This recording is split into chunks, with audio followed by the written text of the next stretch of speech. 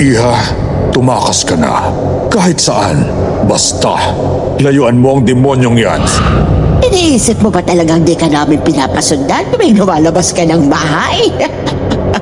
Akala mo, hindi namin alam na nakikipagkita ka sa lecheng tonyong yon? Alam ko mabuti kang babae, Queenie. Pero mahal ko si Maricel. At kailangan kita para maibalik ang mahal ko. Arranged Marriage.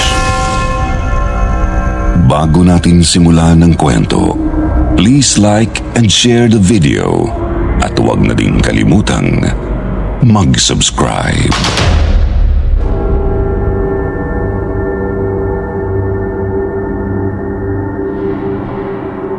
Mahalaga ang pagiging maingat sa bawat desisyon natin sa buhay. Makakatulong ito para makaiwas tayo sa matinding kapahamakan na maaaring maglagay sa buhay natin sa alanganin. Subalit, paano ka nga naman mag-iingat kung may mga taong sinasadyang itago ang totoo nilang mukha para sa sarili nilang mga balak? Ang malala pa rito, nasisira rin ng kanilang pagkukunwari ang pagtingin mo sa realidad. Nabubulagan ka, kaya't nakakagawa ka ng maling mga pasya at nakakapagbigay ng maling tiwala.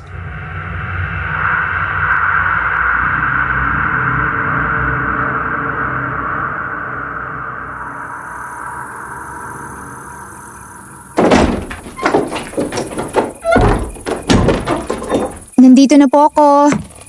Ma? Pa? Wala si mama mo, nagsimba. Malamang dumaan pa ng palengke yon. Ikaw, saan ka ba nang galing? Di ka umuwi kaninang tanghalian Nagpaalam naman po ko kay mama kanina pa. Kumain lang kami ni Martin sa labas kanina. Sumama ka na naman pala doon sa basurang Martin yon? Di ba sinabi ko naman sa'yo, tapusin mo na yung relasyon ninyo. Wala kang mapapala dyan sa taong yan. Ay, nako. Eto na naman tayo. Totoo naman Tingnan mo nga, ano bang meron sa taong yan? Walang natapos, simpleng secure. Ano ipapakain sa'yo niyan at sa mga magiging anak ninyo? Sardinas? Toyo? Asin? Papa naman 20 na ako. Pati ba naman magiging nobyo ko pakikialaman ninyo? Yun nga mismo, malaki ka na. Pero bobo ka pumili ng lalandiin mo. Ang daming yayamaning nanligaw sa'yo noon.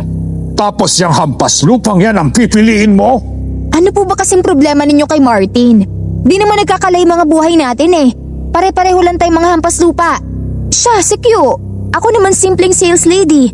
Pareho rin kaming di nakatapos. Anong masama ron? Alam mo na palang pareho kayong hampas lupa. Dumidikit ka pa ron. Maghanap ka ng kaya tayong iahon sa lecheng buhay na to. Teka po, sagutin ko lang. Kung yung Martin yang tumatawag, ibaba mo agad. Si Aling Ising? Ano kayang kailangan nito? Hello? Uy, Aling Ising! Napatawag ho kayo. Po? Si Mama? Nasa ospital? Ha? Anong nangyari? Diyos ko! Sige po! Pupunta na kami agad! Pa! Si Mama! Hinimatay rin sa simbahan! Sinugod nila sa ospital!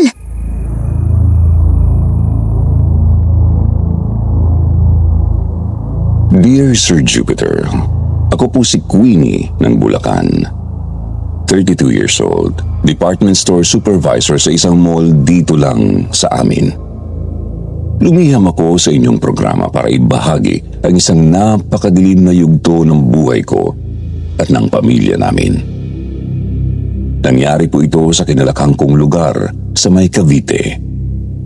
20 years old pa lamang ako nito matapos mamatay ang aking mama Jocelyn dahil sa brain aneurysm.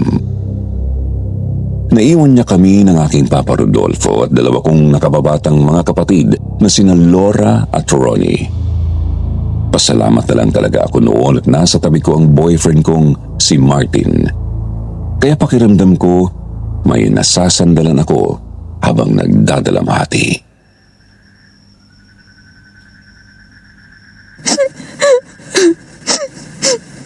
Nailibing na si Mama. Wala na si Mama.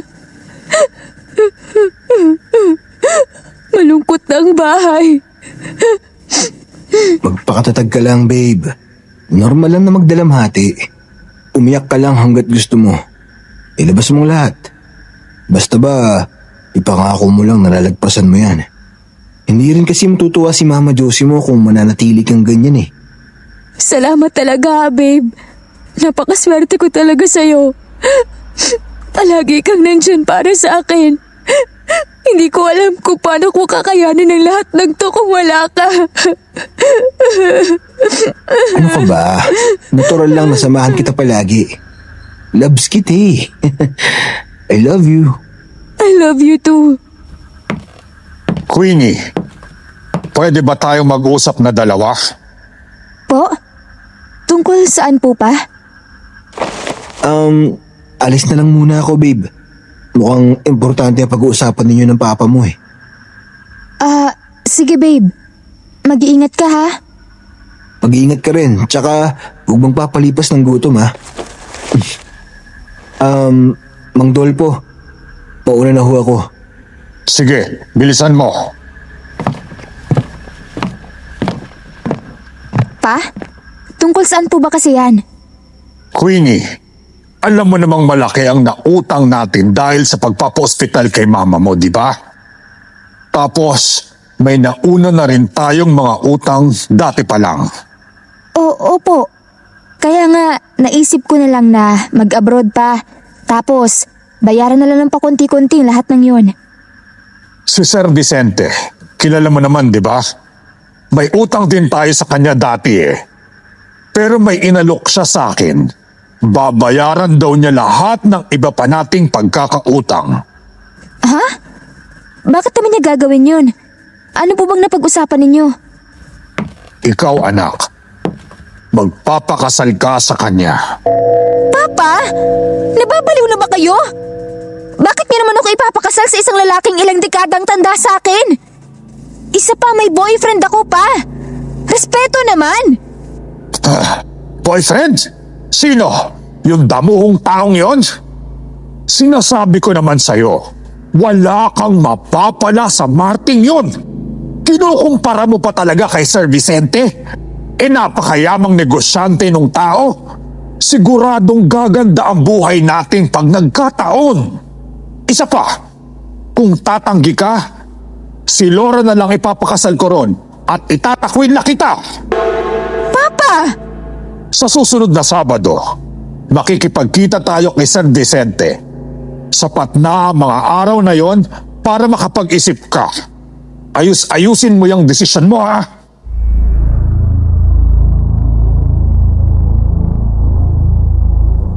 Sir Jupiter, halos gumuho ang mundo ko nang marinig ko ang mga sinabi ni Papa.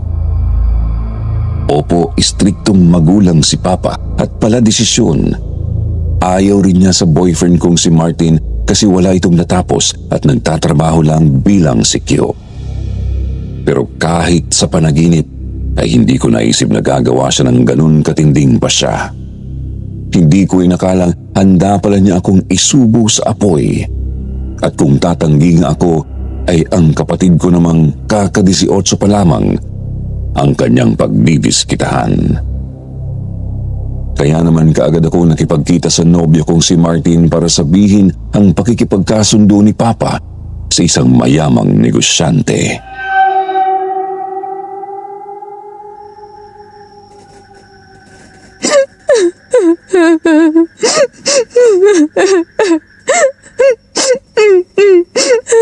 Hindi pwede yan, babe. Kahit huwag mo na akong isipin. Kahit ang sarili mo na lang. Hindi ka pwedeng ikasal sa isang taong hindi mo naman mahal. At kay Vicente pa talaga. Mabait lang naman sa publiko yung kumag na yun eh. Dati pang masama ang kutob ko dun. Kutob? Anong kutob? Dati akong gwardiya sa mansyon ni Vicente. Hindi ko alam, pero napakabigat ng aura sa lugar na yon. Ewan, Parang may sa demonyo yata.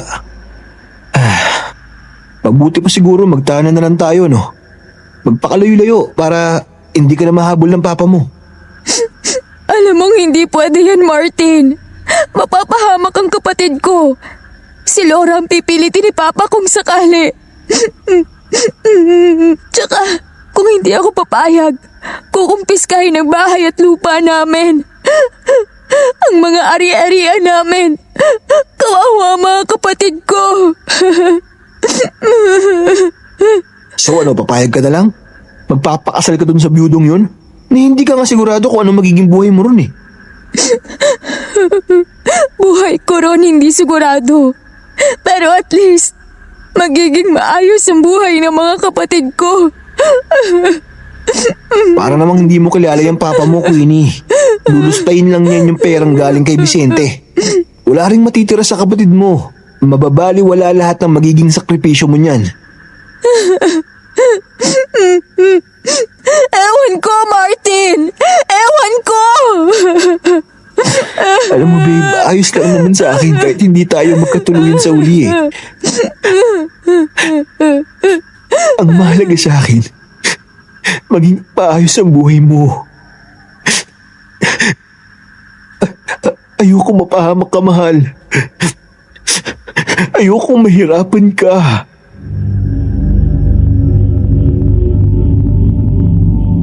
Lalong binagyo ang utak at puso ko matapos makausap si Martin. Mahal na mahal ko ang boyfriend ko, Sir Jupiter.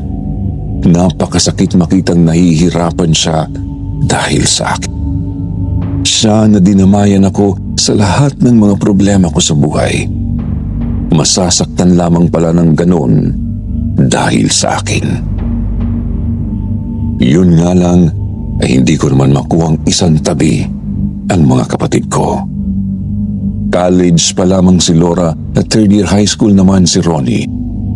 Hindi ko naman kakayaning pabayaan lang sila para lang iligtas ang sarili ko. Kung mahal ko si Martin, lalo naman ang mga kapatid ko. Gumulong ang mga araw nang wala ako sa sarili. Pilit kong piniga ang utak para maghanap ng pwedeng lusot. Pero wala talaga. Hanggang sa namalayan ko na lang, kaharap na pala namin ni Papa sa isang mamahaling restaurant, si Sir Vicente.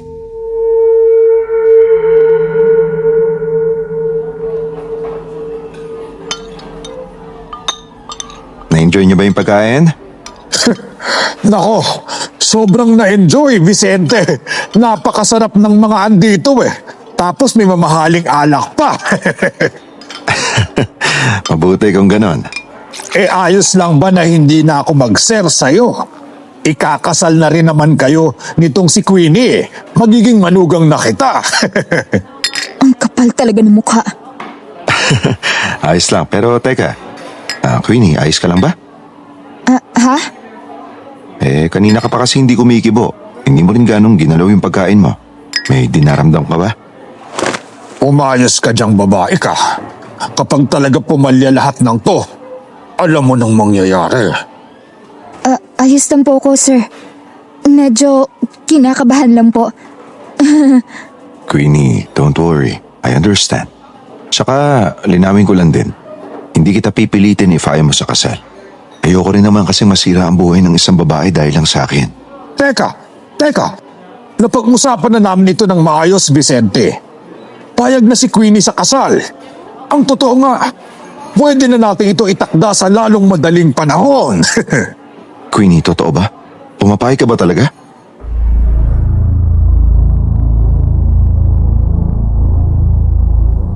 Sir Jupiter, hindi ko inakalang napakabuting tao pala ni Sir Vicente.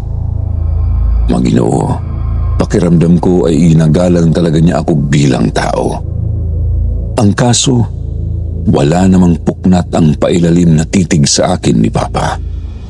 Hindi ko magawang magsalita ng anumang hindi niya magugustuhan, kaya doon po mismo, ibinigay ko kay Sir Vicente ang pagpayag ko sa kasunduan. Sa mga sumunod na araw ay agad pinlano ang gaganaping kasal, Sir Jupiter. Itinakda ito 2 buwan pagkatapos ng una naming pag-uusap ni Sir Vicente.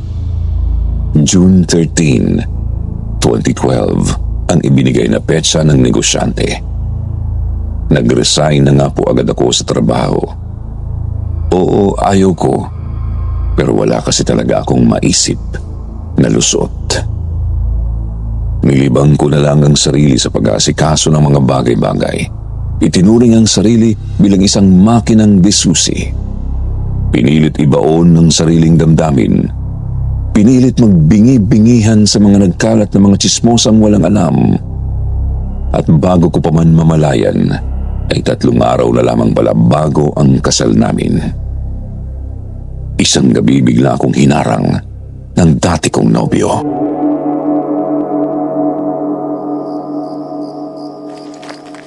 Martin, ano ba?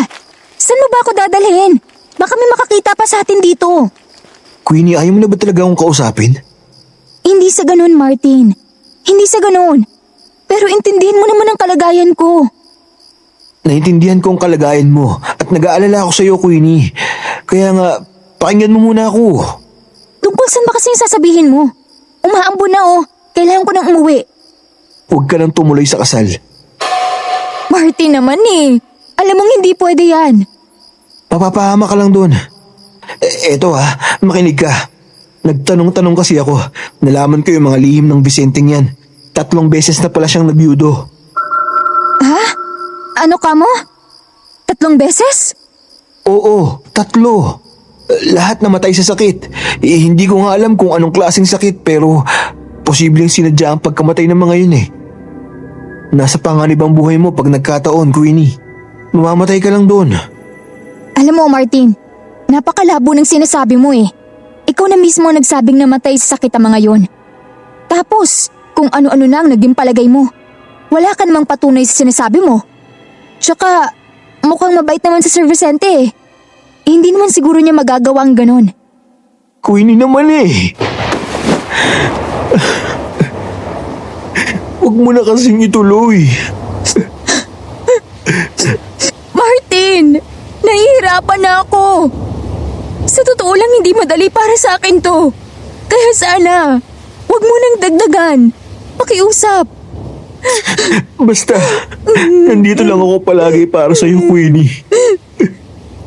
Hindi kita pababayaan. Hindi ko ahayaang saktan ka ng hayop na Vicenteng yun. Martin!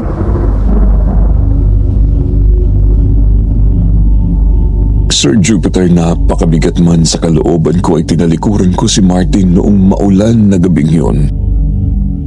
Hindi ko alam pero bigla akong kinilabutan sa harap ng dati kong nobyo.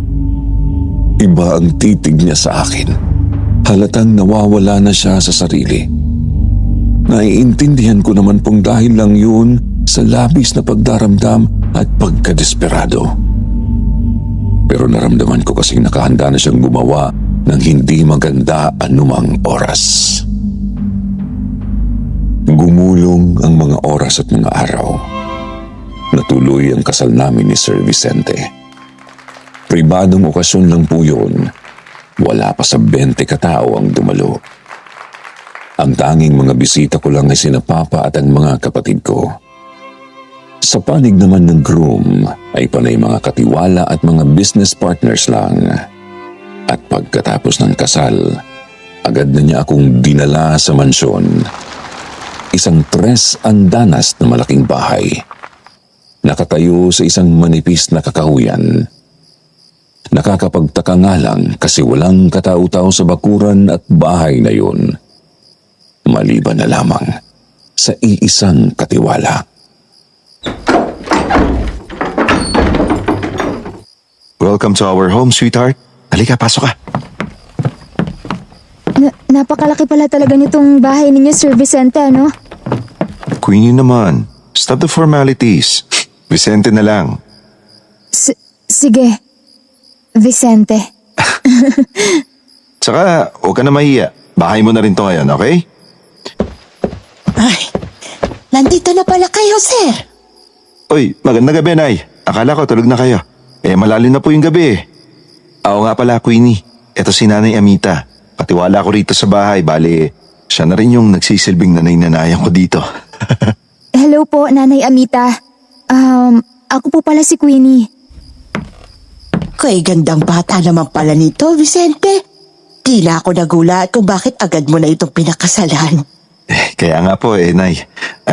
Sigurado ako magugustuhan niyo si Queenie. O siya, pumunta na kayo sa kwarto at nang makapagpahinga na, naihanda ko ng hihigaan nyo.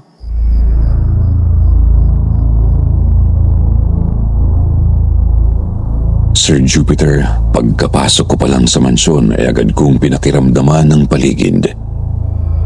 Naalala ko po kasi ang sinabi ni Martin na mabigat daw ang aura ng lugar na yun noong doon pa siya nagtatrabaho. Pero hindi ko naman napansin ang sinasabing yun ng dati kong nobyo. Sa katunayan nga po ay napakaaliwalas ng buong paligid. Maaliwalas din ang pagtanggap sa akin ni Nanay Amita na katiwala ni Vicente. Komportable rin akong nakatulog sa sarili kong kwarto. Opo, may sarili akong kwarto sa bahay na yun. Napaka-gentleman po kasi talaga ng asawa ko. Ayaw niya akong piliting ibigay ang sarili ko sa kanya hanggat di pa ako handa. Kaya sabi niya, magkahiwalay muna ang mga kwarto namin. Lilipat lang ako kapag handa na ako. Kinabukasan naman po inilibot ako ni Vicente sa buong mansyon. Mula sa sala, kusina, mga silid, bakuran, hardin at maging sa kakaibang third floor.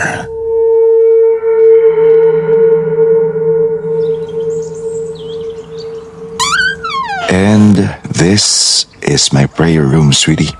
Favorite place ko rin sa buong mansyon na to. Prayer room? Wow! Napakaganda naman dito.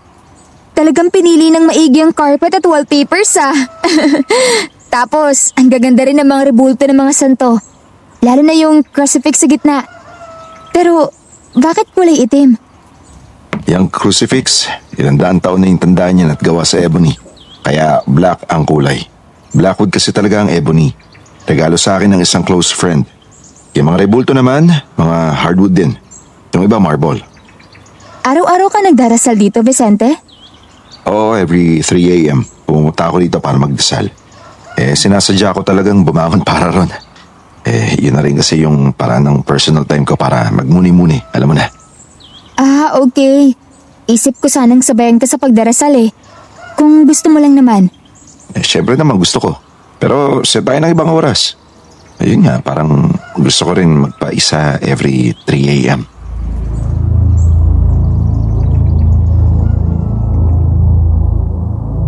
Sir Jupiter, manghang-mangha ako sa kabaitan ni Vicente.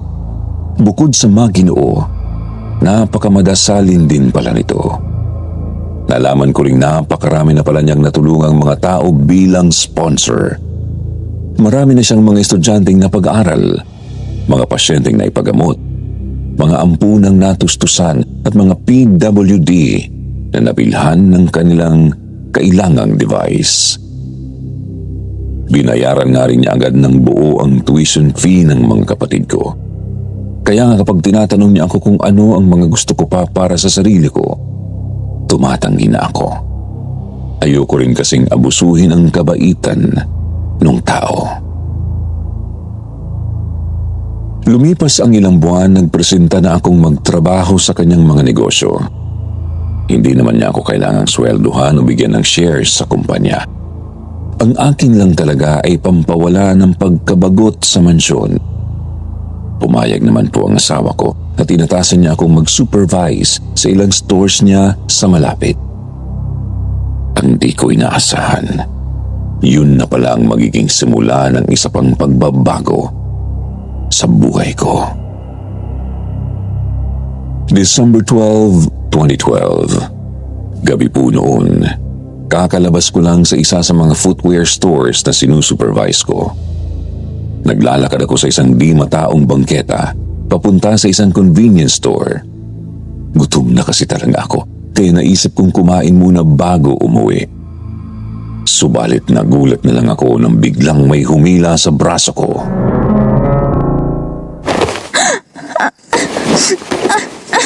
Anong kailangan mo sa akin? Bitiwan mo ako! Ano ba? Babe, ako to. Martin? Huminahon ka. Mag-usap tayo.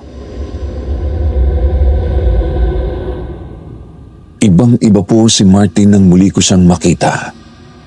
Mahaba na ang buhok, wala sa ayos ang balbas at napakalaki ng ipinayat. Halatang napabayaan talaga ang sarili. Kakaiba rin ang bihis niya noon, itim na pantalon at t-shirt, tapos may suot na kwintas na parang anting-anting. Kakaiba para sa kanya kasi hindi naman siya mahilig sa mga ganoon. Opo, naawa at nakonsensya ako. Alam na alam ko kasing nagkaganon siya dahil sa akin. Ngunit di ko rin maiwasang mangilabot nang mapansin kong namumula ang kanyang mga mata. Napansin kong wala siya sa sarili. Pakiramdam ko isang maling pitik lang maaari siyang gumawa ng hindi maganda. Lalo pa akong kinilabutan nang makitang bit-bit niya ang batuta na gamit niya bilang sikyo. Anong kailangan mo sa akin, Martin? Babe naman, ayaw mo na ba akong kausapin? Hindi mo ba ako namimiss? Martin, tama na. Tigilan mo na ako. May asawa na akong tao. Asawa? Sino namang asawa? Yung demonyong Vicenteng yun? Sabi ko naman sa'yo, baby, umalis na tayo. Magtana na lang tayo. Sumama ka na sa akin, mapapahamak ka lang dyan sa demonyong yan. Martin, tinatakot mo na ako eh. Kaya mo lang nasasabi yan kasi galit ka kay Vicente. Nagsiselos ka kay Vicente. Hindi totoo yan. Hindi ako nagsiselos. Gusto kitang ilayo sa kanya, babe. Gusto kitang iligtas. Martin, ano ba? Bitiwan mo ko! Rico! Babe! Babe! Bumalik ka rito! Huwag mo akong iwan! Babe! Ano ba? Sir Jupiter, kakaiba ang pananayo ng balahibo ko noong sandaling yon. Di ko akalaing aabot sa puntong kakatakutan ko ang lalaking dati ay pinagkatiwalaan ko ng lubos. Di ko nga lang sinabi kay Vicente ang nangyari kasi baka ano pa ang gawin niya kay Martin. Sa halip ang ginawa ko, kinausap ko ng palihim ang mga kapatid ko. Nakiusap akong alamin nila kung ano ba ang gawi sa buhay ng dati kong nobyo. Doon ko po na lamang may kakaibang ang nangyayari kay Martin. Tumigil na raw pala ito sa pagtatrabaho. Madalas na rin daw itong sumasama-sama sa isang grupo ng mga dating trabahador ni Vicente. Mag-ingat ka palagi, ate. Mukhang hindi kasi talaga maganda ang kutob ko sa grupong yun eh. Ang hinala ko, may sama ng loob ang mga yun kay Sir Vicente. Sama ng loob? Eh di ba mabuting tao naman yun? Bakit naman may mga taong ayaw sa kanya? Ang totoo, hindi ko rin po talaga sure, ate. Basta mag-iingat ka na lang po. Madalas ko kasi silang makita na nakaitim. Tapos, may suot na kung ano-anong mga burloloy na kwintas. Teka, may suot ngang ganun si Martin ang harangin niya ako ah. Ate, kahit hindi mo sabihin, alam kong mahal na mahal mo pa rin si Kuya Martin. Ang akin lang talaga nagbago na siya simula nung maikasal ka. Gumulong ang mga araw. Madalas ko pa rin nakikita si Martin na umaali-aligid sa akin, Sir Jupiter. Palaging kakaiba ang titig sa akin nang namumula niyang mga mata. Ramdam kong naghahanap lang talaga siya ng tiyempo para lapitan ako. Kaya umiiwas na akong magpagabi masyado galing sa mga store. Subalit sadyang desperado na si Martin. Hindi niya ako tinantanan. Tuloy kahit hindi ko siya nakikita sa paligid, ramdam ko pa rin naririyan lang siya at nagtatago. At hindi nga po ako nagkamali, Sir Jupiter. January 2013, binisita ko ulit noon ang mga kapatid ko. Ginabi ako kasi nagpaturo ng konti si Laura para sa kanyang project. Gaya ng nakagawian, nag-commute pa rin ako kasi nga ayokong abusuhin ang mga kotse ni Vicente. Pagkababa ko ng jeep, bigla na lang may humila sa akin sa isang madilim na bahagi ng bangketa. Martin! Martin, ano ba? Di ba sabi ko sa'yo? Tigilan mo na ako! Sumama ka sa akin. Lumayo ka na kay Vicente. Papatayin ka ni Vicente, babe. Mamamatay ka. Martin, tama na! Nasasaktan ako! Ano ba? Papatayin ka ni Vicente, babe. May si demonyo yung taong yan. Pinatay nga niya yung mga nauna niyang asawa eh. Kaya isusunod ka na niyan. Mamamatay ka, babe. Mamamatay ka, babe. Mamamatay ka. Papatayin ka niyan. Demonyo yung taong yan. Ayoko! Bitiwan mo ako! Nasasaktan na ako! Tigilan mo! Agad po akong hinimatay nang tinamaan ako ni Martin sa batok. Hindi ko alam kung sinuntok ba niya ako noon o ano. Basta ang naaalala ko noon ay nanaginip ako na pilit niya akong kinakaladkad papunta sa kung saan. Nagpupumiglas ako pero sadyang malakas ang kapit niya sa akin. Madilim at mausok ang paligid. Usok na parang nagmumula sa mga insenso. Umaanghang ang mga mata ko at humahapdi na rin ang lalamunan dahil sa usok.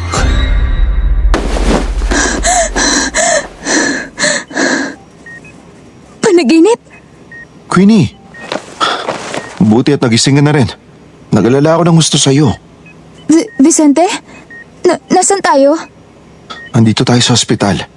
May nakakita kasi sa'yo na inatake ka nung taong nakaitim. Mabuti na lang at nasundan agad kayo ng mga pulis na tinawagan ko tapos diniretso ka naman namin dito sa ospital. Wala ka kasing mali at mukhang pinasinghot ka rin niya ng kung ano eh. Taong nakaitim? Si Martin? Oo, siya nga. Dati palang gwardiya yun sa mansyon. May galit siguro sa akin. Bigla na lang din kasi nag-resign yun nang walang pasabi. Teka, kilala mo ba yun?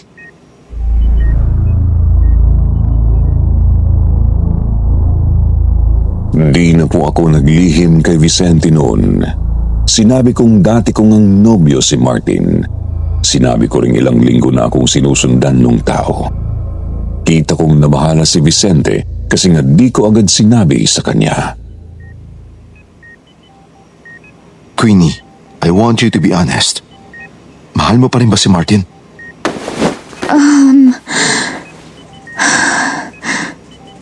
Don't worry, naiintindihan ko naman. Tinatanong ko lang kasi ikaw ang magdidesisyon kung tuluyan ba siyang ikukulong o kung palalayain. Ang totoo. Oo. Mahal ko pa rin yung tao. Pero kinikilibutan na rin kasi ako sa kanya. Vicente, nag-iba na si Martin. Feeling ko, hindi na magandang takbo ng isip niya. At mukhang kasalanan ko ang lahat. Sige ganito. Ikukulong natin siya pero patitignan natin siya sa isang psychologist. How's that for you? Talaga? Gagawin mo yun? Palit na bagay.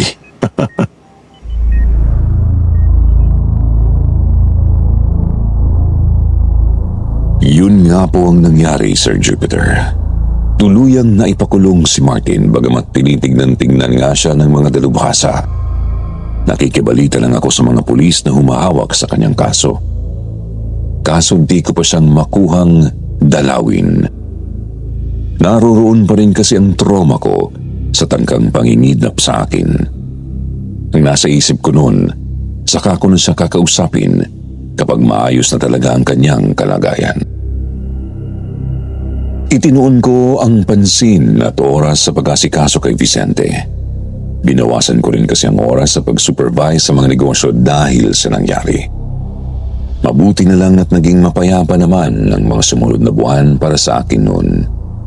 Naging mas malapit din ako sa asawa ko. Siguro nga wala kaming feelings sa isa't isa. Pero para bang naging malapit kaming magkaibigan noong mga panahong iyon.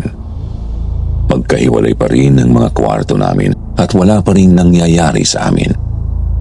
Pumupunta pa rin siya sa kanyang prayer room kada 3:00 ng madaling araw, bagamat di ako kasama. Di ko nga lang maiwasang magtaka sa ilang mga bagay, Sir Jupiter. Una, bakit ako ang pinili niyang pakasalan? Wala naman siyang mapapala sa akin eh. Bilang negosyante, mas mabuti kung galing sa mayamang angkan ang pinili niya, di ba? Ikalawa, wala siyang naikikwento sa akin tungkol sa mga nauna niyang asawa. Ayaw na raw niya silang pag-usapan. Hindi ko na rin pinilit ang paksa kasi kita kong nalulungkot siya kapag naitatanong ko yun. Hanggang sa sumapit ang bandang katapusan ng buwan ng Mayo. Pakiramdam ko noon handa na akong kausapin si Martin. Lalo't stable naman na raw ito, sabi ng mga dalubhasang tumitingin sa kanya. Gusto ko na rin kasing magkaroon na kami ng proper closure bago pa man sumapit ang wedding anniversary namin ni Vicente. Gusto ko nang palayain si Martin mula sa kulungan at mula sa puso ko.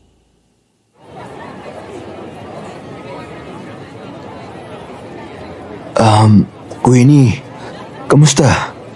Kumusta rin, Martin? Okay ka na ba? Pasensya ka na sa nagawa ko nung nakaraan.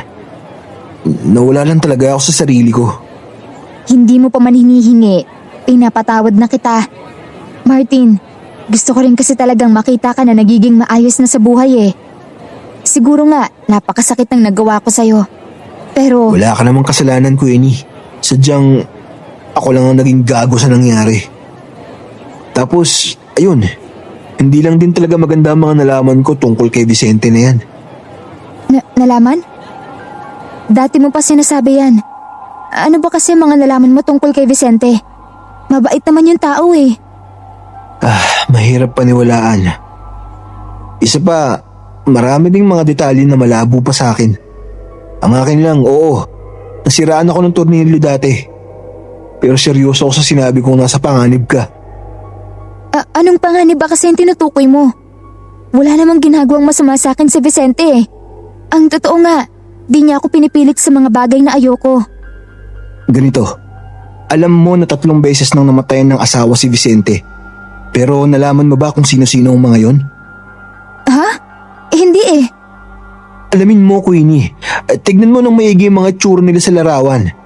Higit sa lahat, alamin mo rin kung sino ba talaga si Amita. Amita? Si Nanay Amita? Yung katiwala ni Vicente? Oo, siya nga. At isipin mo rin to. June 13 ang araw ng kasal ninyo, di ba? June 13 ang petsa ng kasal ni Vicente sa mga nauna niyang asawa. 1995, 1999 at 2005. Ang matindi pa, June 13 din ang petsa ng pagkamatay ng mga babaeng yun. 1996, 2000 at 2006. Eksakto 1 taon lang matapos ang kasal. Ano bang gusto mong sabihin, Martin? Hunyo na bukas. May ilang araw ka na lang para alamin ang totoo at lumayo sa kanya. Alamin mo ang totoo. Obserbahan mo siya. Mag-imbestiga ka sa mansyon o kahit anong hakbang. Hanggang sa malaman mo ang totoo. Maniwala ka sa akin. Wala akong ibang iniisip kundi ang kapakanan mo. Kung kaya ko lang, kung nasa labas lang ako, kikilos ako para hindi ka mapahamak. Ayoko mapano ka, no? Kasi mahal na mahal kita eh. Alam mo yan, Queenie.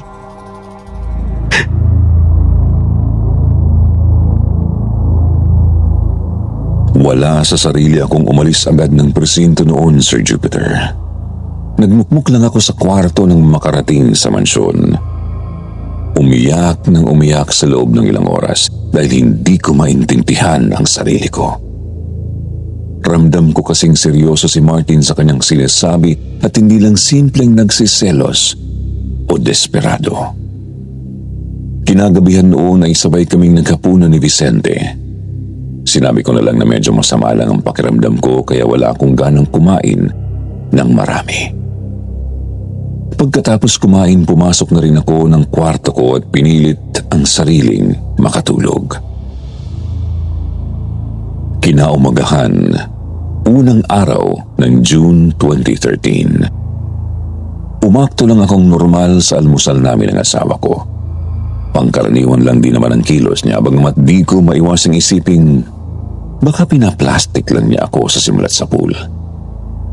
Nangangati na kasi talaga ang utak ko noon dahil sa mga sinabi ni Martin. Kaya naman noong umaga rin yun ay pumunta ako sa amin.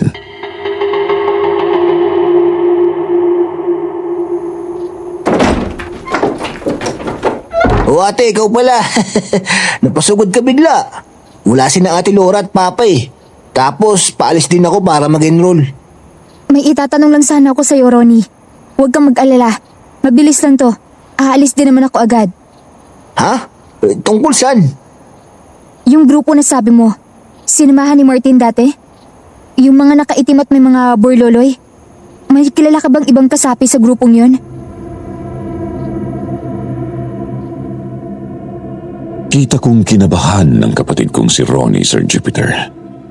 Kinikilabutan daw kasi talaga siya sa grupong yon. Kaya naman kinumbinsi ko siyang kailangan kong makausap ang mga taong yon. Kaya tinuro rin niya sa akin ang isang matandang dating naging hardinero ng mansyon. Gusto pa nga sana akong samahan ng kapatid ko eh. Pero di ko na siya pinayagan.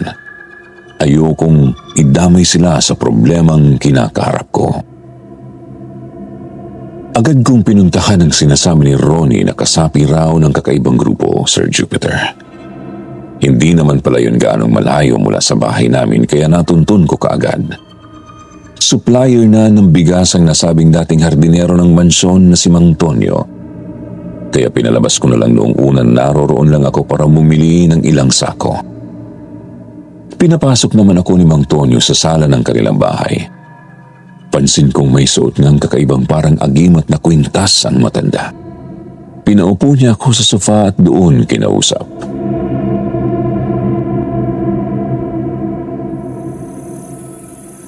Ano pong sadya ninyo sa akin, ma'am? Yun nga, Manong. Bibili lang sana ako ng ilang sako ng bigas para sa... Diretsuhin mo ako, Iha. Kilala kita.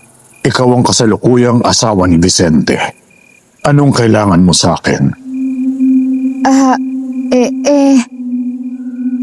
Manong. Manong, may ilang bagay lang sana akong itatanong tungkol sa asawa ko. Gusto ko pong malaman kung bakit parang may kakaiba sa mga dati niyang asawa. Bakit Hunyo at 13 ang petsa ng kanilang mga kasal at pagkamatay? Tama ba? Opo. Teka sandali. May kukunin lang ako. Iniwan po ako sandali ng matanda sa kanilang sala. Pagbalik niya may dala na siyang isang brown envelope. Umupo siya sa tapat ko, saka binuksan ang dala sa harap ko mismo. Sir Jupiter, inilabas ni Mang Tonyo ang 3 mga litrato mula sa envelope.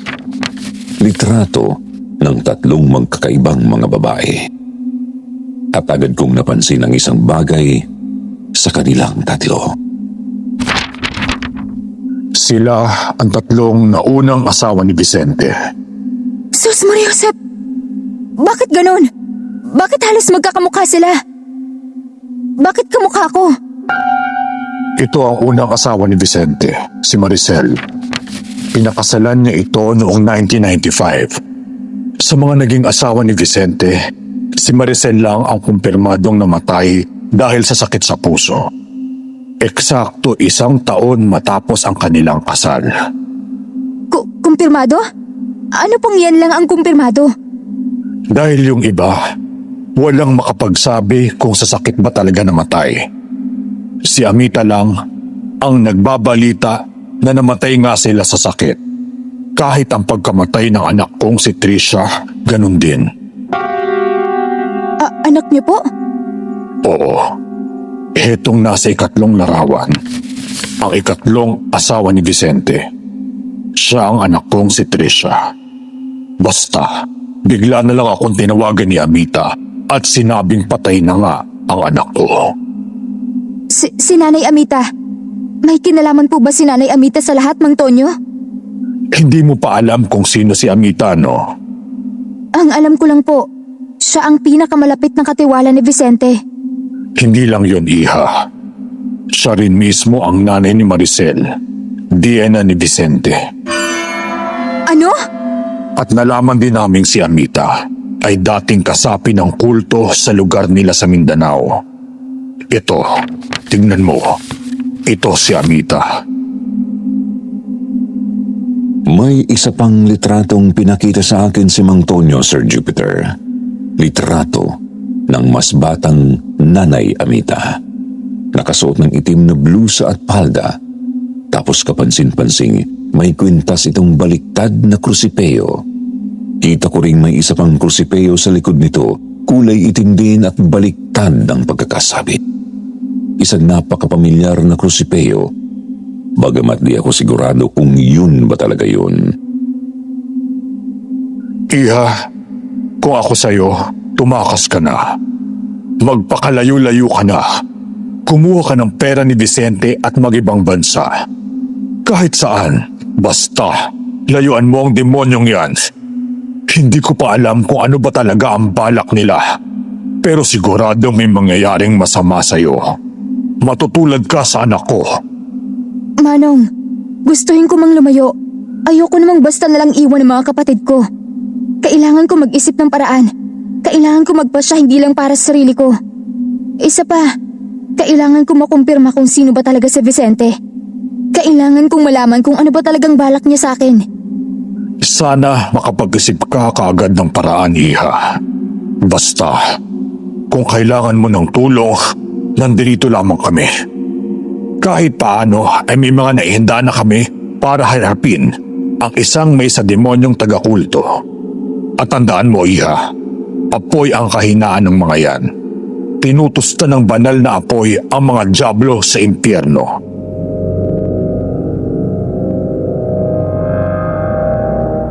Napakasakit ng ulo ko nang umuwi sa mansyon noon, Sir Jupiter.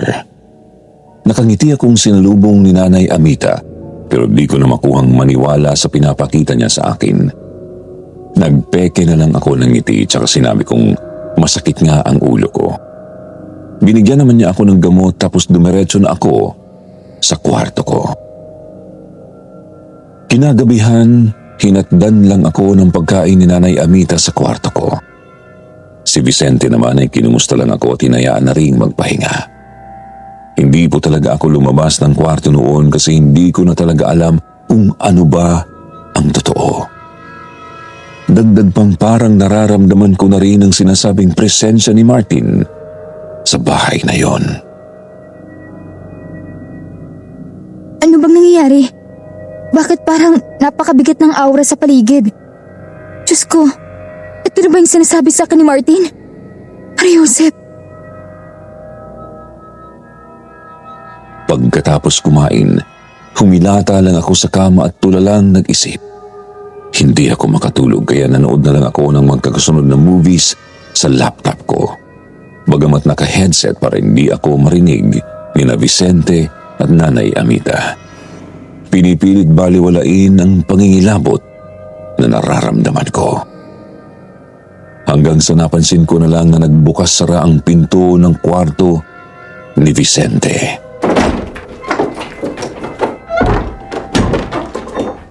Mag-aalas 3 na pala ng madaling araw? Gagawin ko ba? Pero, paano kung mahuli niya ako? Baka magalit siya sa akin. Bahala na. Kailangan kong bigyan ng peace of mind ang sarili ko. Maingat akong lumabas ng kwarto. Napakadilim ng buong bahay. Kahit halos kumalas na ang puso ko sa pagkabog, pinili ko pa rin sundan si Vicente sa 3rd floor. Nakayapak lang ako noon para hindi ako makagawa gaano ng ingay. Habang naglalakad, wala ring tigil ang utak ko sa pag-iisip ng pwedeng palusot kapag nahuli ako. Mabagal kong nilakad ang pasilyo at maingat na umakyat na hagdan. Ramdam kong pabigat ng pabigat ang hangin habang umaakyat ako. Sinilip ang ikatlong palapag. Nakita kong sarado ang prayer room, bagamat may konting usok ng insensong lumulusot sa mga siwang ng pinto. Sandali akong natigilan nang maalala ang panaginip ko noong minsang mahimatay. Nang matauhan, pinalakas ko ulit ang loob tsaka lumapit sa gilid ng pinto. Narinig ko roong nagdarasal na si Vicente. Kaya naman dahan-dahan kong pinihit ang doorknob. Hindi nakalak. Bahagya kong binuksan ng pinto at nanlaki ang mga mata ko sa nasaksihan. Nababalot ng insenso ang buong kwarto, ngunit naaaninag ko pa naman ang nasa loob. nakarolyo ang carpet ng kwarto, kita kong may simbolong nakaukit sa sahig. Simbolong hugis pentagram. Nasa gitna sina Vicente at Nanay Amita. Yumuyukod-yukod at nagdarasal. Ang mga rebulto naman ay nasa likod lang ng prayer room. Ang naiwan lang sa altar ay ang krusipeyong kahoy, ngunit nakabaliktad ang pagkakabitin nito. Katulad ng baliktad na krusipeyong nakita ko sa larawan ng batang Amita. Pinilit kong alinagin ang loob ng mausok na kwarto. Ilang sandali pa napansin kong may nakahimlay pala sa ibabaw ng altar. Tinitigan ko yung maigi hanggang nakumpirma kong isang kalansay ang nasa altar. Kalansay na nakasuot ng wedding dress. Hindi to totoo. Anong ginagawa nila? Anong klaseng ritual ba yan? At bakit may kalansay dyan sa altar? Anong gagawin ko? Diyos ko po! Maingat kong sinara ulit ang pinto at saka bumalik sa kwarto ko. Noong mga oras na yun ay talagang nanunuot na sa akin ang malagim na aura ng bahay. Todo na ang pagkabog ng dibdib ko at halos barado na rin ang daluyan ko ng hangin. Dali-dali akong nag-alsa balutan ng ilang mga damit. Nilagay ko rin sa bag ang ilang mga mamahaling gamit na pwede kong ibenta. Mga gamit na bigay sa akin ni Vicente. Ayoko mang gawin yon pero kailangan ko ng pera para tumakas kasama ang mga kapatid ko. Nakiramdam ako. Kalabog ng kalabog ang dibdib ko. Natatakot na baka mahuli nila ako at ano pang gawin nila sa akin. Nanatiling tahimik ang mansyon sa loob ng ilang minuto. Kaya humugot na ako ng malalim na hininga saka binuksan ang pinto ng kwarto ko. Subalit napahinto ako nang makitang gumagapang na pala mula sa third floor ang usok ng insenso. Agad nga rin itong pumasok sa kwarto ko nang buksan ko ang pinto. Napaatras ako nang umangat ang usok sa mga binti ko at umikot-ikot sa aking katawan. Napahawak sa dibdib ng maramdamang kinakapos na talaga ako ng hininga. Pakapal ng usok na bumabalot sa akin. Gusto ko nang kumaripas palabas noon pero unti-unti nang napupundi ang paningin ko hanggang sa nabuwal na ako sa may pinto ng kwarto ko. Naaninag sa gitna ng usok ang isang itim na figurang nakatingin sa akin bago ako tuluyang nawalan ng malay.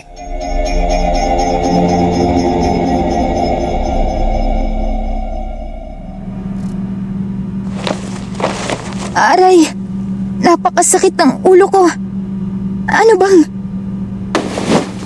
Anong ginagawa niyo sa akin? Vicente? Bakit nakakadena ang binti ko? Iniisip mo ba talagang di ka namin pinapasundan tuwing lumalabas ka ng bahay? Akala mo, hindi namin alam na nakikipagkita ka sa lecheng tonyong yon? Ano ba kasing balak niyo sa akin? Anong gagawin niyo sa akin? Vicente, magsalita ka! Kung di ka lang kasi naglumikod, di sana, hindi ka nakatali ngayon dyan. Hindi kami mapipilitang ikulong ka bago ang atres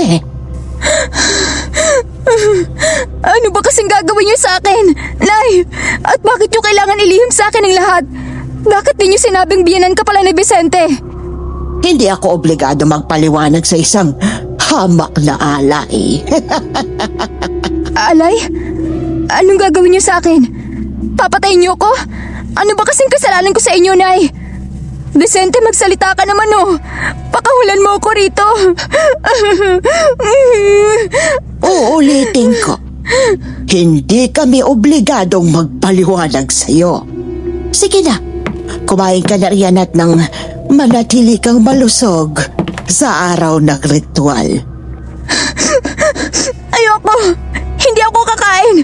Mamamatay muna ako bago niyo magawa ang binabalak niyo! Talaga? Di mo na mahal ang mga kapatid mo? Mga hayop kayo! Huwag niyo idamay ang mga kapatid ko!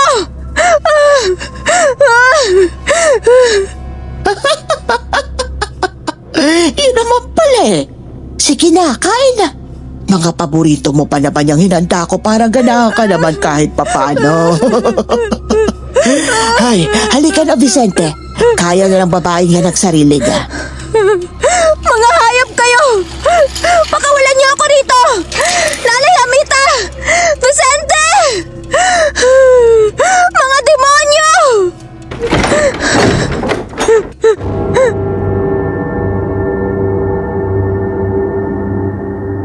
Naiwan akong mag-isa at umiiyak sa sarili kong kwarto sa mansyon. Nakakadena ang isang binti. Nakakandado ang kadena sa isang poste sa may sulok ng kwarto, bagamat sapat naman ang haba para makakilos ako sa loob. Nagkahalo na ang pagkalito, pagkabahala at takot sa kalooban ko. Ramdam ko na ang madilim na aura ng buong mansyon at di ko na makita ang pagkamaaliwalas nito. Kumpirmado ko na kasing may sa demonyo nga si Nanay Amita at Vicente. Bagamat di ko pa rin maintindihan ang sinasabi nilang gagawin nila akong alay. Pansin ko ring ang babaeng matanda ang may kontrol sa sitwasyon. Para kasing sumusunod lang si Vicente sa kanyang mga sinasabi. Ni hindi man lang kumikibo ang negosyanteng may-ari ng mansyon. Mabagal na gumulong ang oras. Nagdaan ang tanghali at hapon. Iyak lang ako ng iyak.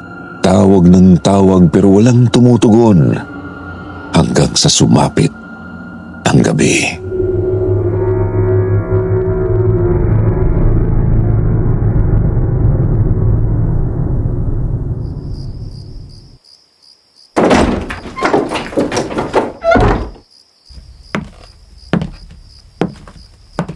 Vicente?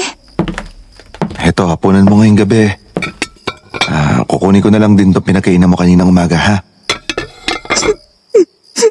Ano ba kasing balak niyo sa akin, Vicente? Naging mabuting asawa naman ako sa iyo, ha? Siguro nga, di tayo nagkatabi sa kama. Pero inaasikasan man kita rito sa bahay. Pakiusap naman, oh. Pakawalan niyo na ako. Alam ko mabuti ang babae, Queenie. Pero mahal ko si Maricel. Walang ibang babaeng papalit sa kanya sa puso ko. At kailangan kita para maibalik ang mahal ko. Paano mo pa siya maibabalik gayong wala na nga siya? Matagal na siyang patay, Vicente. Patay na si Maricel. Maibabalik namin siya, Queenie. Magkakasama kami ulit ng mahal ko. Nababaliw ka na. Sabihin mo lang ang gusto mong sabihin. Basta huwag kang gagawa ng hindi maganda, Queenie. Masamang magalit si Nanay Amita. Hindi siya magdadalawang isip na idamay ang mga kapatid mo. Diyos ko naman, Vicente. Huwag niyo nang idamay si Laura at Ronnie. Kung gusto niyo, si Papa na lang. Pero huwag ang mga kapatid ko. Queenie, maniwala ka. Ayoko ring may madamay na ibang tao. Kaya nga huwag ka nang gumawa ng maling hakbang. Isa pa, pinapangako ko rin sa yung mabubuhay ng maayos sa mga kapatid mo pagkatapos ng lahat. Maniwala? Ako? Gusto mong maniwala ako sa manlolokong tulad mo? Nagpapatawa ka, Vicente. Kahit siguro si Maricel, hindi ka nagugustuhin balikan. Bigil ka! Damay mo pa ulit ang pangalan ng mahal ko at hindi lang yan ang aabutin mo! Tapos ngayon magagalit ka? Mapagsasabihan ka ng totoo, mabubwisit ka? Sira ulo ka pala eh! Bumalik ka rito! Harapin mo ako, hoy! Vicente! Ipaliwanag mo ng malinaw sa akin ang lahat! Vicente! Vicente! Nakakainis! Nakakainis!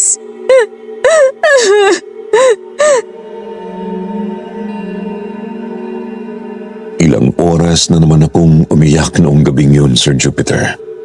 Hindi ko na nga po ginalaw ang binigay sa aking hapunan ni Vicente. Nang masaid ang luha ko, sunod ko namang pinagtibay ang sarili. Umiisip ako ng paraan para makatakas sa impyernong mansyon na yun. Halos imposible nga lang po kasi nakalak ang pinto at nakakadena pa ang isa kong binti. Kaya naman kahit anong pagpapalakas ko ng sariling kalooban, halos mabaliw ako sa loob ng kwartong yun. Wala akong ibang makausap Walang nag-iingay, kundi ang magulong isip ko lamang. Pumapasok lang sina Vicente at Nanay Amita para hatdan ako ng makakain, pero hindi naman nila ako kinakausap ng matino. Si Vicente ay halos hindi ako kinikibo. Ang matandang babae naman ay panay pananakot ang bukang bibig. Yun nga lang po, epektibo ang mga pananakot na yun. Alam ko na kasing malakas talaga ang saltik ni Amita. Kaya alam kong malalagay talaga sa alanganin sina Laura at Ronnie kapag ginalit ko siya ulit. Mabagal na lumipas ang mga araw. Palamlam ng palamlam ang pag-asang nakikita ko. Hanggang sa sumapit ang gabi ng June 12, 2013.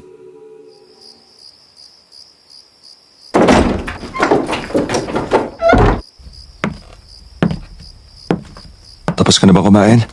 Eto, magbihis ka. Isuot mo to. Ano to? Wedding dress to ah. Bakit ko naman isusuot to? Hunyo 12 na ngayon. Ilang oras na lang gaganapin na ang ritual. Ikakasal ako ulit. Ikakasal ako kay Maricel. Eto, tatanggalin ko na tong kadena mo at na makapagbihis ka na maayos. Maligo ka at magayos. Kailangan maging maganda ka ngayon, ha? Matatapos na rin ang paghihirap mo. At hindi ka na magdudusa pang lalo kung hindi ka papalag. Tinitigan ko ang sarili kong wedding dress, Sir Jupiter. Ang parehong gown na isinuot ko nang maikasal kami ni Vicente. Kasama pa nito sa kahon ang katernong sapatos, guantes, belo at mga alahas na ginamit ko rin noong araw na yon. Bumaha sa isip ko ang mga alaala mula noong sinabi sa akin ni Papa na magpapakasal ako. Ang isinumpang desisyon na sumira sa buhay ko.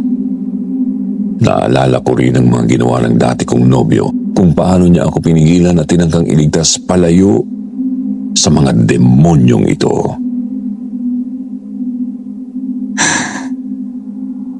Martin, kung sana nakinig lang ako sa'yo. Siguro hindi hahantong sa ganitong lahat. Sana pala talaga pumayag na lang ako na sumama sa'yo. Tapos tinakas na lang natin ang mga kapatid ko. Hindi ko nga lang sigurado kung pakakawalan ba ako ni Vicente. Kasi nga kamukha ako ni Maricel. Baka gamitin lang din niya ang pera at impluwensya niya para makuha ako. Pero paano mga kapatid ko? Paano kung galawin sila ni na Vicente pagkatapos ng kalokohang to? Hindi. Kailangan ko makatakas. Kailangan kong mailayo si na Laura at Ronnie.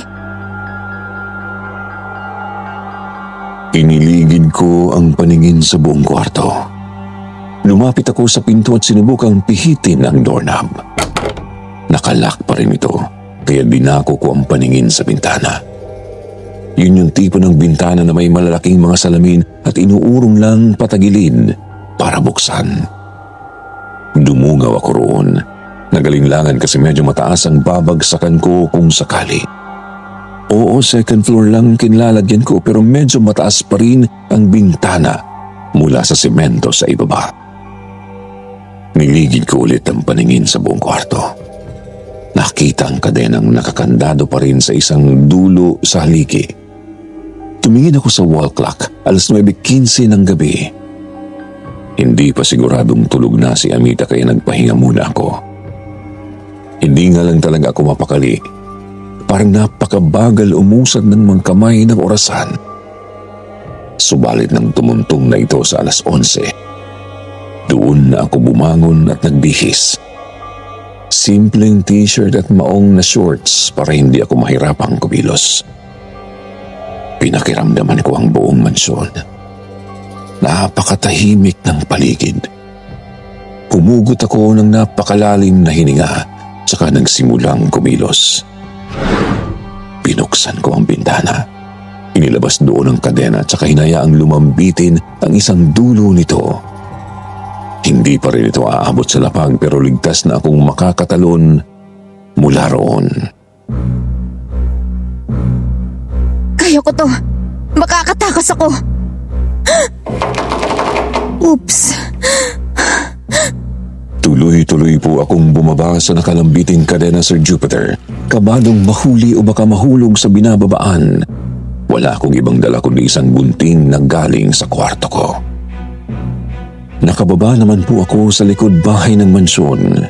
Ngunit napahinto ako sandali nang mapansin na naman ang kakaibang usok ng insenso. Gumagapang ito sa buong bakuran. Unti-unti na naman itong umakyat sa mga binti ko, kaya mabilis na akong tumakbo bago pa nito balutin ulit ang buong katawan ko. Kabado akong dumiretso sa isang puno na nakasandal sa sementong bakod. Agad ko yung inakyat upang makatawid palabas.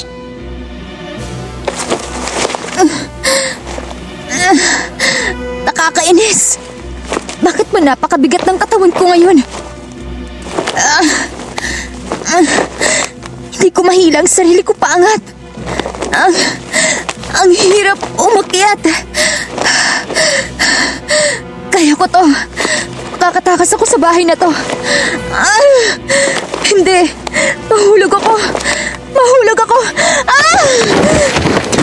Aray! Akala mo ba talaga makakatakas ka ritong babae ka? Nanay? Hindi ka na makakaalis. Dito ka na mamamatay. Hindi! Hindi niyo ako mapapatay! Etong sayo! Visit kang babae ka! Eto pa! Ikaw ang mamamatay! Mamamatay ka na!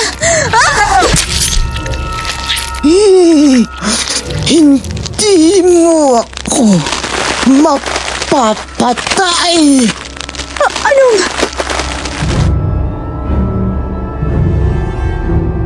Nanigas ako sa kinatatayuan nang makitang naghihilom ang mga sugat ni Nanay Amita na gawa ng mga saksak ko sa kanya. Nakita ko rin na mula ng gusto ang kanyang mga mata at nangitim ang balat. Pagkatapos nilukob kaming dalawa ng napakakapal na usok. Sinubukan kong lumayo ngunit natumba lang ako nang nanuot ang usok sa ilong, bunganga at mga mata ko. Sinubukan kong magpumiglas pero tuluyan pa rin akong nawalan ulit ng malay. Sir Jupiter, nang magising ako ay nakita ko na lang ang sarili sa loob ng prayer room. Nakagapos at nakahimlay sa altar at suot ko na ang wedding gown ko. Katabi ko ang kalansay na nakasuot ng lubang wedding dress. Hinala ko kay Maricel ang butong yun. Siya lang naman kasi ang labis na minamahal ni Vicente. Kaya kalansay niya lang ang tinatago dito. Ang dalawa pa niyang napangasawa marahil ay ginawa lamang alay sa kalokohan nilang ritual. Kasama na roon si Tricia, ang anak ni Mang Tonyo. Kita ko ring nababalot ng usok ng insenso ang buong prayer room. Nasa isang tabi ang mga rebulto at wala na ang carpet at mga wallpaper. Walang naiwang disenyo maliban sa baliktad na crucifix at mga kakaibang simbolo sa dingding at sahig. Nakayukod naman sina Vicente at Nanay Amita sa pentagram na nasa lapag. Hawak ng matandang babae ang isang punyal na nakatutok sa dibdib ko.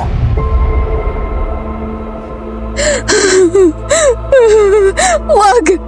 Maawa kayo sa akin! Huwag niyo akong patayin! Mahal naming Panginoon, dinggin niyo ang aking pagsusumamo. Pabalikin niyo nawa sa lupa ang kaluluwa ng aking anak na si Maricel at kunin ang espiritu ng babaeng si Queenie bilang kapayaran. Tanggapin niyo nawa ang aming alay. Dinggin niyo ang aking pagsusumamo. Patawarin mo ako, Queenie, pero kailangan namin gawin to. Kailangan ko maibalik ang asawa ko. Pakawalan mo ako, Vicente! Hindi niyo na maibabalik si Maricel! Nasa kabilang buhay na siya! Hayaan niyo na siyang manahimik! Tanggapin niyo ang alay namin, Panginoon. Dinggin niyo ang aming sumamo. Ave! Axipe corpus hoc! Axipe hoc sanguinem! Axipe hoc sacrificium! Et reduc filium meum!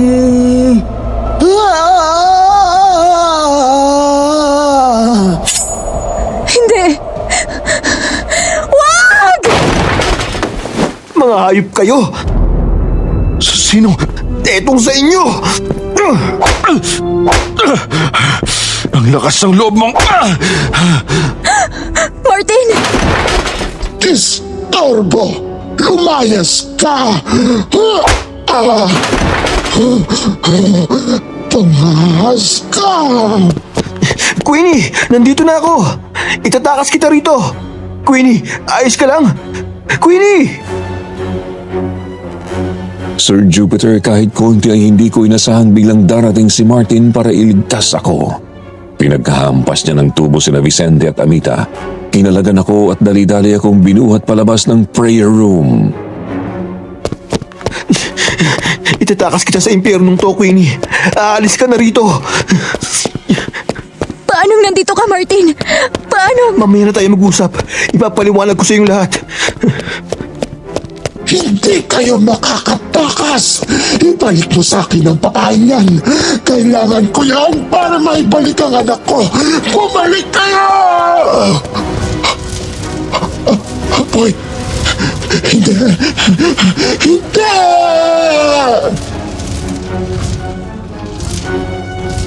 Makapal at itim na usok ang sumalubong sa amin ni Martin nang buhatin niya ako palabas ng prayer room. Hindi ito ang kakaibang usok na may kaugnayan kay Amita, kundi usok na nagmumula sa nasusunog na mansyon. Dinig na dinig namin ang paghuhumiyaw ni Nanay Amita na nasaan yung may sa demonyo. Hindi! Nangingitim ang balat at namumula ang mga mata. Gusto nito kaming sundan, ngunit hindi niya magawang makalapit sa apoy. Tuloy-tuloy lang na tumakbo si Martin habang buhat ako at sinalubong kami ng ilang mga kalalakihan sa first floor. Kasama roon ang matandang si Mang Tonyo. Kumusta, Martin? Ayos lang ba si Queenie? Opo, Manong. Pero medyo nanghihina pa siya. Lumabas na tayo rito. Diretso sa sasakyan, bilis! Tuloy-tuloy akong binitbit ni Martin palabas ng mansyon. Sumakay kami at ng grupo sa dalawang nakaabang na van sa labas, saka mabilis naming iniwan ang nagliliyab na bahay. Grabe ang panginginig ko noon. Parang kumawala lahat ng takot, lungkot at pag-aalala na naipon sa kalooban ko. Gustuhin ko mang kausapin na si Martin tungkol sa mga bagay-bagay, pero tuloy-tuloy lang talaga akong humagulhol habang nasa biyahe. Dumiretso kami sa isa sa mga bodega ng bigas ni Mang Tonyo. Sa likod noon ay may kubo kung saan ako nakapagbihis at nagpahinga. Nakatulong din ang pinainom sa aking tsaa ni Mang Tonyo, kaya nakatulog ako ng napakahimbing. Walang kaalam-alam na hindi pa pala natatapos ang lagim sa buhay ko.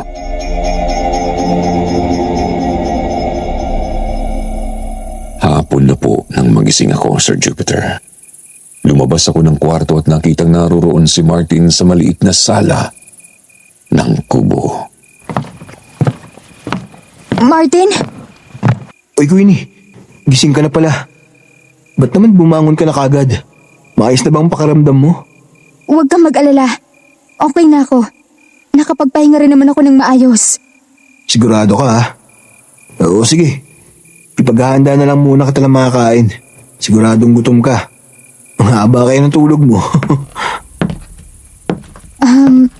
Martin, bakit ka nga pala nakarating sa mansyon? Nakakulong ka pa, di ba? Ha? Ang totoo niyan, tumakas ako. Seryoso? Oo, mga 2 gabi na rin ang nakakaraan. Tapos dumiretso ako ka ng Mang Tonyo. Doon namin pinagplanuhan na hulihin sila sa akto at itakas ka.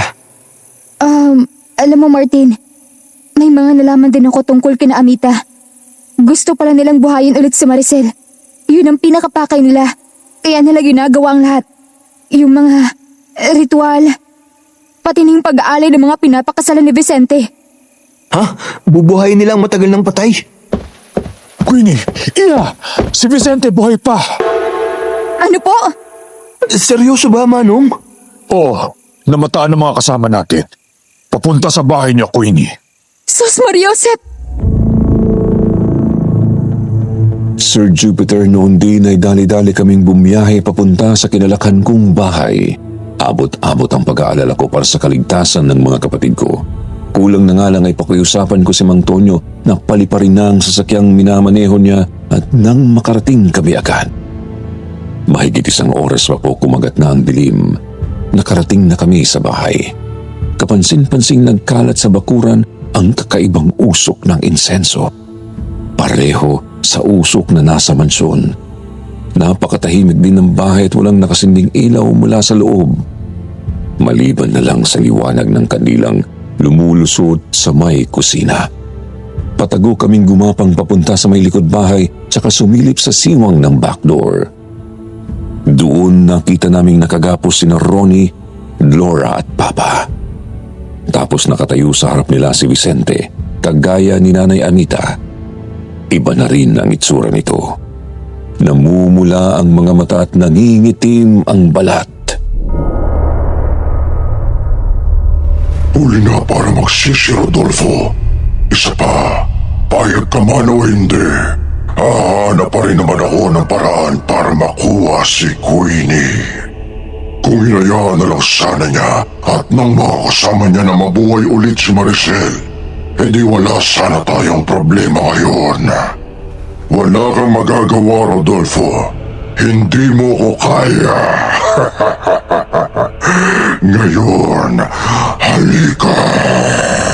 Itigil mo yan! Demonyo ka! Hoy Queenie, bakit ka sumigaw? Hoy Queenie, bumalik ka! Nang makita kong hinablot ni Vicente si Laura, di na ako nagdalawang isip na pumasok sa bahay. Kinuha ko ang isang silyang kahoy sa kusina at dire-diretsong hinambalos sa demonyong lalaki. Subalit hinawi lang ni Vicente ang silya gamit ang kanyang braso. Binitiwan na si Laura at saka sinakal ako pasandal sa dingding.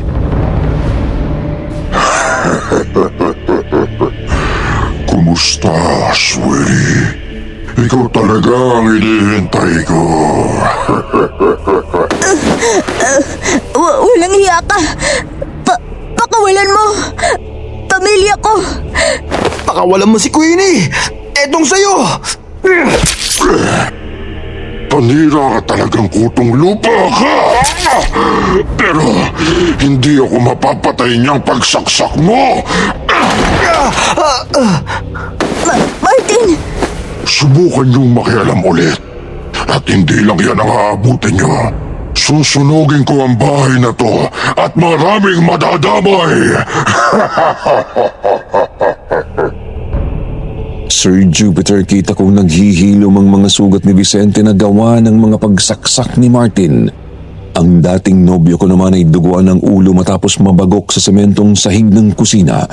Susugod na sana si Mang Tonyo ngunit ginawa naman kaming hostage ng demonyo sa loob mismo ng bahay namin. Subukan niyong makialam ulit at hindi lang ang babaeng to ang mamamatay. Ginambala niyo ang ritual para muling buhayin ang anak ko. Ngayon kukunin ko ang kaluluwa ng dalagang ito.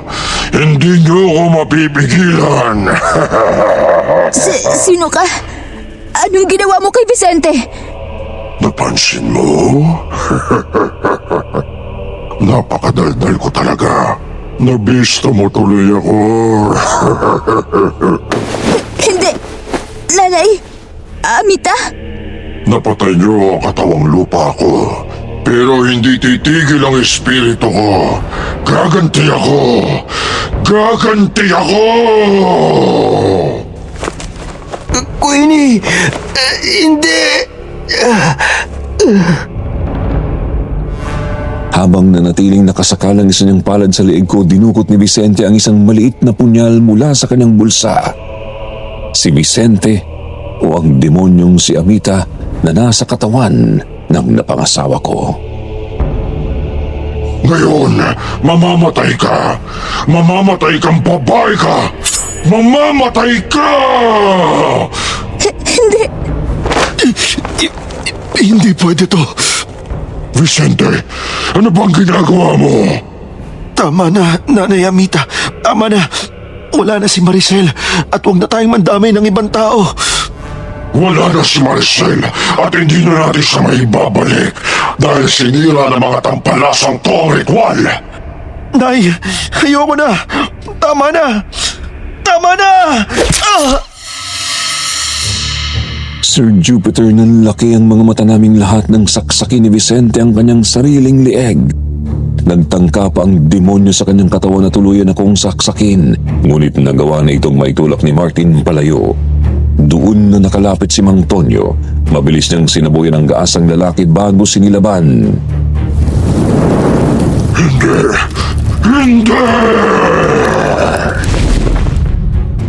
Unti-unting naging abo si Vicente, Sir Jupiter. Kumalat din ang apoy sa kusina ng bahay namin kaya mabilis na kumilos si Martin para mailabas ang pamilya ko. Mabuti na lang napigilan din nila ang apoy bago pa tuluyang lumaki at lamunin ang bahay.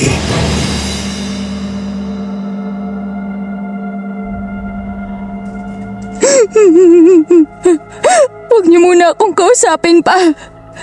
Dahil sa inyo, nasira ang buhay ko. Dahil sa inyo, muntik nang mapahamak ang mga kapatid ko.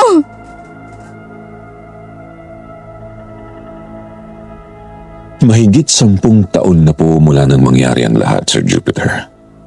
Nagawa na naming makabangon at magpatuloy sa buhay kahit papaano. Nagawa naming maitago na si Mang Tonyo ang sumunog sa mansyon at maging ang pagkamatay ni Vicente sa bahay.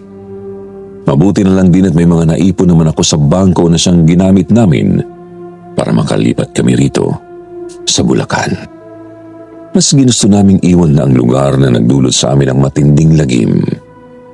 Kinailangan ko nga lang magtrabaho ulit para buhayin ang sarili at pamilya. Makalipas ang panahon ay napatawad ko rin naman si Papa. Pinatunayan na rin kasi naman niya ang sarili sa aming mga anak. Nagtrabaho siya ulit bilang kusinero sa isang kainan at inalagaan kaming maigi ng mga kapatid ko. Wiling-wiling nga rin ang lolo sa mga apo niya eh. Mga apo, kasi nagkatuluyan din kami ni Martin paglaon. Naikasal sa isang seremonyang bukal sa loob ko. Hanggang dito na lamang po. Maraming salamat sa pagtatampok ng aming karanasan. Kwentong Takip Silim. More power po sa inyo at sana'y magtagal pa ang inyong channel. God bless.